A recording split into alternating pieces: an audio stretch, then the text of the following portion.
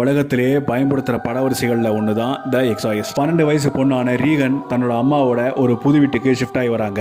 ஒரு நாள் நைட்டு அந்த பொண்ணோட ரூம்ல இருந்து ஏதோ சவுண்டு கேட்குதுன்னு அவங்க அம்மா போய் பார்க்குறாங்க. அங்கே பார்த்தா அந்த பொண்ணு அந்த இடத்துல வந்துட்டு இருக்கா. அவங்க பயந்து போய் இந்த பொண்ணை டாக்டர்கிட்ட போய் சேர்க்குறாங்க. ஆனால் எந்த டாக்டராலையும் இவளுக்கு ட்ரீட்மெண்ட்டே பண்ண முடியல. இவளுடைய நிலைமை ரொம்பவே மோசமாயிட்டு இருக்கு.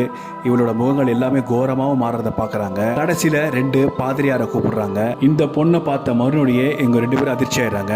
ஏன்னா இவளுக்கு பேய் பிடிச்சிருக்குன்னு தெரிய வருது. இவளுக்கு பேய் ஓட்ட ஆரம்பிக்கிறாங்க. அங்கதான் மோசமான சம்பவங்கள் நடக்குது.